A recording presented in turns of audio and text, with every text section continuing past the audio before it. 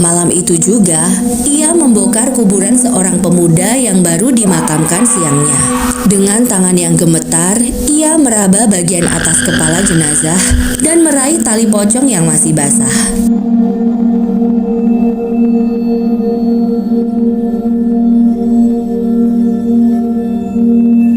Di sebuah desa kecil bernama Karangjati, hidup seorang lelaki paruh-baya bernama Pak Darto. Ia dikenal sebagai tukang becak yang rajin, namun kemiskinan terus menjerat keluarganya.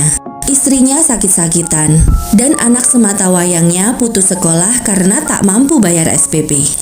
Suatu malam, Pak Darto nekat pergi ke hutan larangan yang berada di balik bukit desa.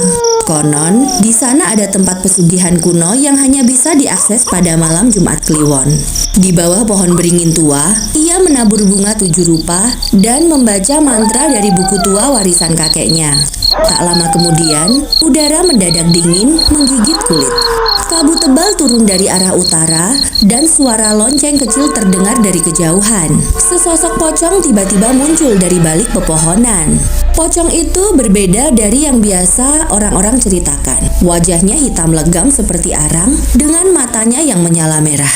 Kalau ingin kaya, ambil tali pocong terakhir dari jenazah yang dikubur sebelum subuh. Bisik makhluk itu dengan suara yang serak seperti daun kering yang terbakar. Tapi ingat, jangan sekali-sekali pun kau buka matamu saat mengambilnya. Pak Darto pun menurut. Malam itu juga, ia membongkar kuburan seorang pemuda yang baru dimakamkan siangnya. Dengan tangan yang gemetar, ia meraba bagian atas kepala jenazah dan meraih tali pocong yang masih basah. Tapi rasa penasaran mengalahkan rasa takutnya. Ia sedikit membuka mata. Di saat itu juga terdengar jeritan panjang. Angin bertiup kencang dan tanah di sekitarnya berguncang. Ia lari terbirit-birit namun berhasil membawa tali pocong itu keluar. Ajaibnya, sejak hari itu, hidup Pak Darto berubah drastis. Rumahnya direnovasi sangat mewah. Becaknya jadi mobil dan istrinya sembuh total. Orang-orang desa mulai mencurigai kekayaan yang mendadak ini, tapi tak berani bertanya langsung. Namun, teror perlahan mulai datang.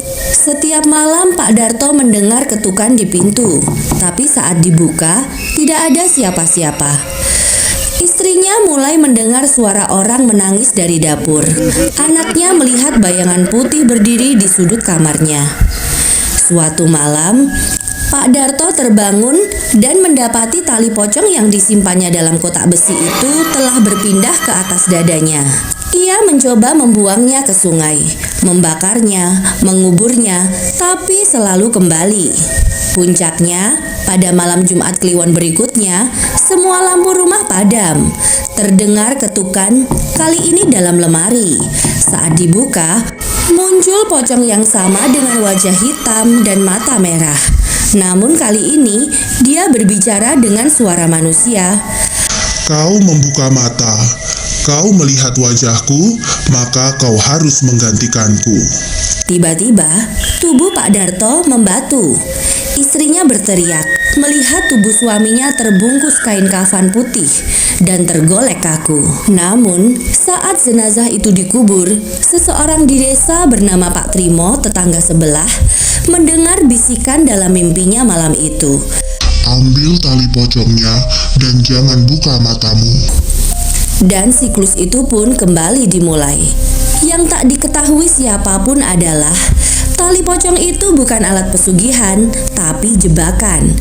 Sekali seseorang membuka mata dan melihat wajah pocong pemilik tali itu, maka arwahnya akan terperangkap di balik kafan dan tubuhnya akan menjadi pocong selanjutnya.